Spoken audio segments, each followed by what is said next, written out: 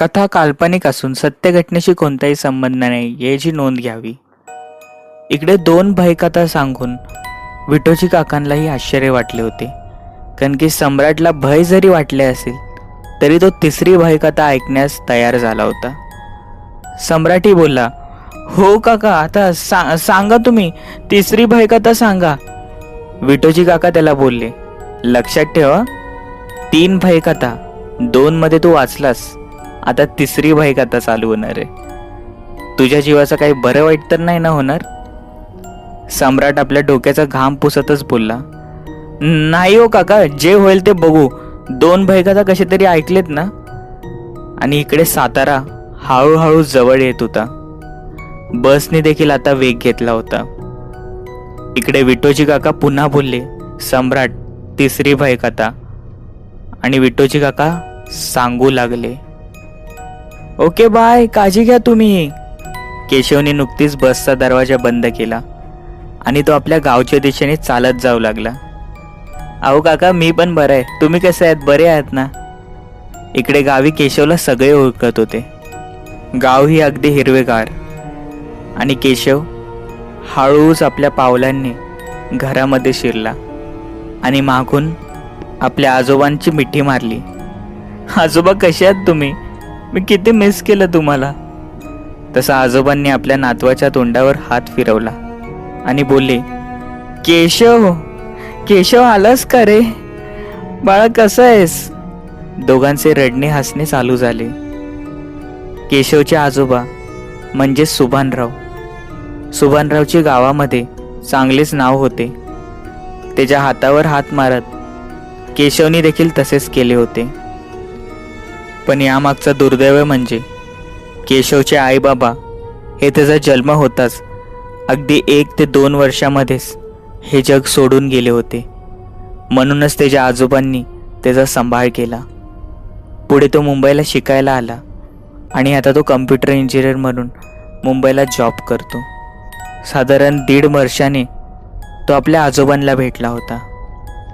बाबा, आता मी तुम्हालाही घेऊन जाणार आहे मुंबईला. तसे बाबा हसतच बोलले, बाळा, हो, जाऊ हा. ती रात्र अगदी हसत खेळत जाऊ लागली. जेवण वगैरे उरकले आणि दोघंही अंगणात बसले. मग बाबा, बाकी काय चालू आहे? तसे बाबांनी आपला रोजचा शेड्यूल सांगितला. बोलणे चालूच होते आणि लांबून आवाज आला, सुभानराव, ओ सुभानराव.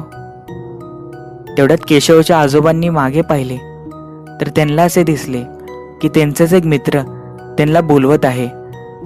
आओ, या की, या इकडं. तसे त्यांचे मित्र जवळ आले आणि ते सांगू लागले की उद्या आठवड्यातला आपला बाजार आहे बघ. उद्या जाऊन काय ती खरेदी लवकर करून ये.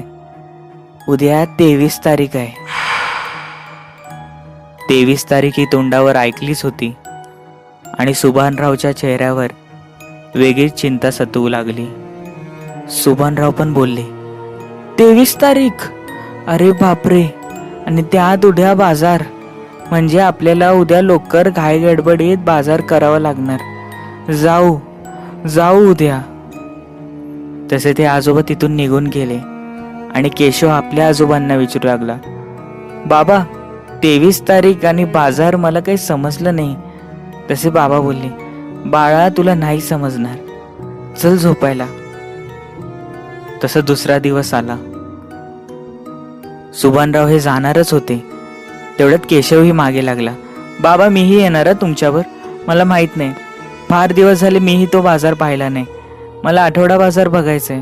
केशवने हट्ट धरला आणि आपल्या नातवाचा हट्ट पुरवण्यासाठी हे दोघंही जाऊ लागले. ते गावाच्या बाहेर होते. बाजारामध्ये भाजी वगैरे घेणे चालू झाले. इकडे आश्चर्याचं म्हणजे सुभानरावला इकडे गावातले प्रत्येक व्यक्ती भेटत होते आणि सर्व एकच बोलत होते, अहो, लवकर जावा घरी, आज 23 तारीख आहे, माहिती आहे ना? इकडे केशव सगळ्यांना आश्चर्याने पाहत होता. 23 तारीख? घरी आले आणि केशवने आपल्या आजोबांना विचारले, बाबा, हे सगळं काय आहे? आज 23 तारीख आहे, 23 तारीख आहे. आणि हो, गाव आता एवढं लवकर बंद का होत आहे? याच्या मागचं कारण काय? आजोबांनी ते सांगण्यास टाळाटाळ केली आणि त्याचे आजोबा बोलले, हे बघ बाळा, काही प्रश्न असे असतात जे आपण न विचारलेले बरे. पण बाबा काय? थोड्या वेळेसाठी दोघांमध्ये वाद झाला आणि शेवटी आजोबांनी सांगायला चालू केले, केशव, साधारण 6-7 वर्ष आधी तू मुंबईला निघून गेलास. अगदी साधारण 1 महिना झाला असेल. त्या गावामध्ये ही काळी घटना घडली. काळी घटना? काय हो बाबा? तसे बाबा सांगू लागले. आपल्या गावचे 3 व्यक्ती एकामागो एक जिथे जंगल सुरू होतं तिथे मारले गेले होते. अहो बाबा, पण यात काय नवल? ठीक आहे, मारले गेले असतील, काही झालं असेल, पण पुढे काय? तसेच ते सांगू लागले की बाळा, त्या 3 व्यक्तींचं भूत आजही गावकऱ्यांना दिसतं. ते 3 व्यक्ती म्हणजेच गणोजी, गणपत आणि बंड्या. बंड्या? अहो बंड्या म्हणजे? हो, तोच, तुझा लहानपणीचा मित्र. पण यांना काळ्या जादूची फार आवड होती. असो असो काय बाबा, पण 23 तारीख तुम्ही मला सांगितलं नाही. तसे ते सांगू लागले की बाळा, काळ्या जादूच्या आहेर त्यांनी एका काळ्या जादूच्या देवाला प्रसन्न करण्याचे ठरवले होते. म्हणूनच त्यांनी त्या जंगलाच्या दिशेने एक दिवस काळ्या विद्येच्या सहाऱ्याने पूजा करण्याचे ठरवले. साधारण अर्धा तास झाले ती पूजा संपन्न झाली आणि नंतर त्यांनी एकमेकांचा जीव घेतला. त्यांचे असे समज होते की त्यांच्या त्या काळ्या जादूच्या देवाला या तिघांची बली लागते. पण यांच्या काळ्या जादूमध्येच खोट निघाला आणि त्यांची ती आत्मा आजही त्या जंगलाच्या खालील दिशेने प्रत्येक 3 महिन्यातून 23 तारखेलाच येत असते. कोणी तिथे चुकून देखील फिरकत नाही आणि कोण फिरकलंच तर तो जिवंत राहत नाही. अहो बाबा, तुम्ही कुठे याच्यावर विश्वास ठेवताय? अहो हे सोडा सगळं, असं काही नसतं. आज रात्रीच मी तिकडे जाईन आणि याचा खरे खोटापणा तुमच्या समोर बाहेर काढेल. केशव, अरे तुला काय अक्कल आहे की नाही? म्हणूनच मी तुला सांगत नव्हतो. तुम्ही मुलं दुसऱ्यांचं काही ऐकूनच घेत नाही. केशव बघ, तो असं काही करणार नाही. बाळा ऐक माझं. तसं केशवने शेवटचा प्रश्न विचारला. बर बाबा, मी नाही ऐकत, पण मला सांगा साधारण ते किती वाजता तिथे जमतात? तसं त्यांनी सांगितलं. रात्री 1:30च्या दरम्यान ते तिकडे जमतात, पण तू तिथे जाऊ नकोस बाळा. संध्याकाळ झाली. इकडे जेवण लवकर उरकले. साधारण 9:30 वाजले असतील. इकडे केशव आणि त्याचे आजोबा बोलतच होते, पण हळूहळू केशवच्या आजोबांना झोप येऊ लागली आणि ते बोलले, बाळा आता झोपूया, चल उद्या उठूया लवकर. तसे केशव बोला, ठीक आहे बाबा, तुम्ही झोपा. इकडे बाबा झोपी गेले आणि केशवने एक हास्य केले. काही वेळापूर्वीच केशवने आपल्या आजोबांना पाणी दिले होते, त्यामध्ये झोपेची गोळी टाकली होती. इकडे त्याचे बाबा झोपी गेले होते आणि केशव हा मोकळा झाला होता. त्याला माहित होते की आता काही काय तरी आपले आजोबा लवकर उठणार नाहीत. इकडे केशवने आपली बॅग ओपन केली. त्यामध्ये त्याने कॅमेरा काढले आणि मृत्यूच्या दिशेने त्यांनी प्रवास सुरू केला. इकडे केशव हळूहळू आपले पावलं टाकत त्या आजोबांनी सांगितलेल्या त्या दिशेने जात होता. मनात थोडी भीती होती, पण त्याला काही वेगळे सिद्ध करायचे होते आणि शेवटी गावाच्या बाहेर तो त्या दिशेला पोचला जिथे त्याला आपल्या आजोबांनी त्या घटनेबद्दल सांगितले होते. त्याला ती लांबूनच जागा दिसली जिथे या तिघांच्या आधी जीव गेले होते. आणि काही उंच दगडांमागे लपतच तो हे सगळं बघत होता. आणि खोलावरच ती जागा स्पष्ट दिसत होती. इकडे केशवने आपला कॅमेरा ओपन केला आणि बोलू लागला, हाय गायस, आपण बघत आहात. माझ्या मागे तुम्हाला पूर्णपणे अंधार दिसतोय. या गावकऱ्यांचा गैरसमज आहे की इथे भूत असतात, पण आज हा गैरसमज आपण लांब करूया. तर चला पाहूया इथे पुढे काय होतंय. इकडे केशवने आपल्या कॅमेऱ्याची रेकॉर्डिंग ऑनच ठेवली आणि त्याच दिशेने तो एकटक फिरकवू लागला. साधारण अर्धा तास झाला असेल. केशवने आपला कॅमेरा पुन्हा आपल्याकडे घेतला, आपला फेस समोर आणला आणि बोलू लागला, तर मित्रांनो, आपण पाहत आता इथे भूत वगैरे असलं काही नाहीये. तुम्हाला सांगण्याचा हा उद्देश होता की इथे असलं काही नसतं, तर बिंदास राहा. एवढं बोलूनच केशवने आपला कॅमेरा पुन्हा तिकडे वळवला. साधारण आता 1 वाजले होते. अचानकच हळूहळू करून वातावरणात गारवा निर्माण झाला. केशव खाली तिकडे पाहतच होता. केशव काही उंच फुटांवर होता, म्हणूनच तो थोडा स्वतःला सुरक्षित महसूस करत होता. आणि केशव मनातल्या मनात बोलला, काय यार हे सगळे, पण असं कुठे असतं का भूत वगैरे. साधारण आता 1:30 वाजले होते. केशव हा तिथून उठणारच आणि त्याच वेळेला अगदी त्या ठिकाणी जिथे त्या तिघांची बॉडी भेटली होती तिथे हळूहळू करून प्रकाश जाणवू लागला. इकडे केशव हा दगडांच्या मागे लपूनच हे सर्व पाहत होता. केशवला आत्ता कुठेतरी घाबरल्यासारखे वाटू लागले. जिथे त्या ठिकाणी प्रकाश जाणवू लागला होता, आता हळूहळू करून 3 काळ्या आकृती तिकडे आल्या. त्यांच्या हातामध्ये मशाल होते. ते मशाल हे तिघांनी खाली ठेवले. त्याची मोठी आग केली आणि हे खाली बसले आणि मोठमोठ्याने आपले भयभीत मंत्र हे बोलू लागले. आवाज एवढा मोठा होता की केशवने आपले कान बंद केले होते. साधारण 15-20 मिनिटं हे चालूच होते आणि त्यातलीच एक आकृती बोलली, हे भूतांच्या राजा, आमच्याकडनं काही चूक झाली असेल तर ती माफ कर आणि तुझ्या मोठ्या मनाने आमची बली स्वीकार कर. केशव एकटक पाहत होता. केशवला घाम सुटला होता. कदाचित केशवला त्याची चुकी कळाली होती, आपल्या आजोबांची गोष्ट न ऐकल्याची. आणि त्याच्यासमोर जे दृश्य होणार होते ते कदाचित त्याने विचार देखील केला नसेल. तिकडचीच एक आकृती उठली. तिच्या हातामध्ये कुल्हाड होती आणि बाजूच्याच बसलेल्या त्या आकृतीच्या मानेवर जोरदारपणे प्रहार केला. ती मुंडी खाली पडली. ती आकृती ही जमिनीवर कोसळली आणि असाच दुसरा प्रहार त्याने दुसऱ्या आकृतीच्या मुंडीवर केला. तीही जमिनीवर कोसळली आणि ती शेवटची माणसाची आकृती बोलू लागली,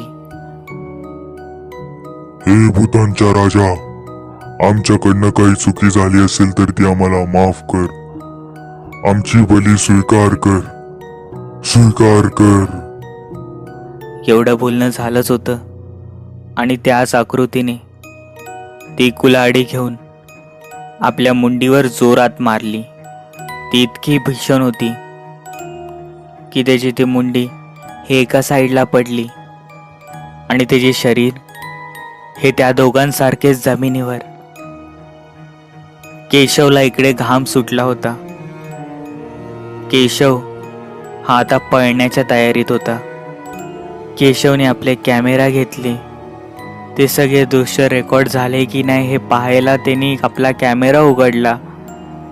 केशवने जे पाहिले ते पाहताच केशवला आपले मरण दिसू लागले, कारण की त्या कॅमेऱ्यामध्ये रेकॉर्डिंग तर झाली होती, पण ते तिघं सावली हे अदृश्य होते. हे कॅमेऱ्यामध्ये रेकॉर्ड झाले नव्हते. केशवला इकडे फार मोठा धक्का बसला होता. केशवने पुढे बघितले तर त्याने असे पाहिले की ते बिना धड असलेले शरीर हे आता स्वतःहून उठून बसलेले आहेत. त्यांनी आपापले धड हे स्वतःच्या हातात घेतले आणि पुन्हा आपल्या शरीराला लावले आणि तिघही जोर जोरात हसू लागले.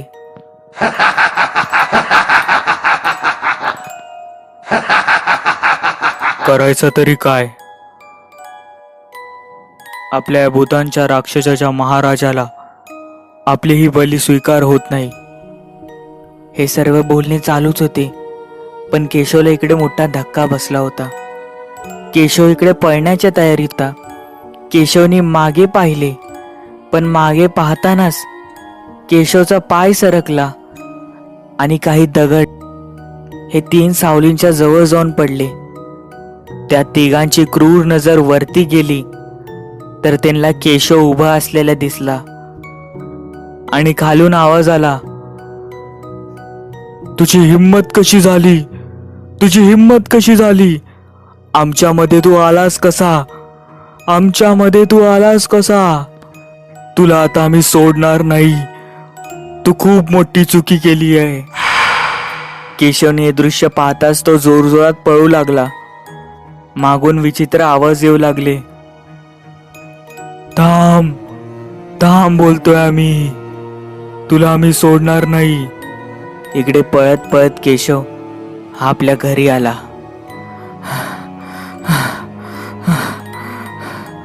त्यांनी मोठमोठ्याने दार बंद केले आणि आपल्या आजोबांना उठवलं.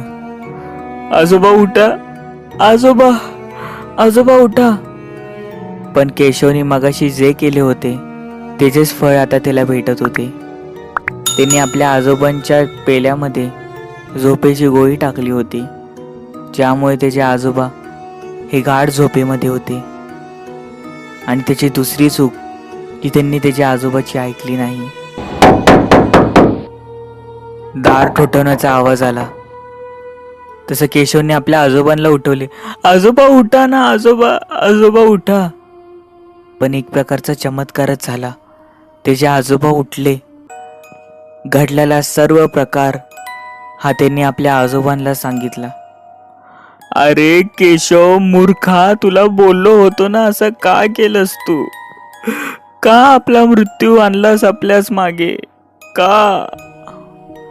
आजोबांचंही रागवणं स्वाभाविक होतं, पण आजोबा बोलले, थांब आता, इथून कुठेही जाऊ नकोस, मी आत्ता येतो. इकडे केशव रडत होता, पण त्याचे दुर्दैव एवढे की बाहेरचा तो दरवाजा हा तुटला गेला आणि ते 3 आकृती घराच्या आतमध्ये आले आणि बोलू लागले. आमच्यावर असं का केलंस? आमच्यामध्ये का आलास? तुला आता आम्ही जिवंत सोडणार नाही. तू तुझ्या मरणाला आमंत्रण दिलंयस. मूर्ख मुला. त्यातल्याच एक आकृती ही केशवच्या छातीवर बसली. तेवढ्यात आजोबा आले. आजोबा बोलले, गणपत आणि तुम्ही दोघं? हे तेच 3 लोक होते ज्यांच्याबद्दल आजोबांनी आपल्या नातवाला सकाळी सांगितले होते. पण हे तिघही साधारण 6 वर्ष आधीच मेले होते. त्यातलाच एक गणपत हा केशवच्या छातीवर बसला होता आणि केशवचे मोठमोठ्याने गळा दाबत होता. इकडे आजोबा बोलले, सोड रे त्याला, अरे सोड. पण आजोबांचे हात देखील 2 आकृतींनी बांधले होते. तसेच आजोबा केशवला बोलले, केशव, फक्त एकच संधी आहे, पळून जा, पळून जा केशव. आजोबांनी कसाबसा आपल्या खिशामध्ये हात घातला आणि काहीतरी आपल्या हाताला लावले.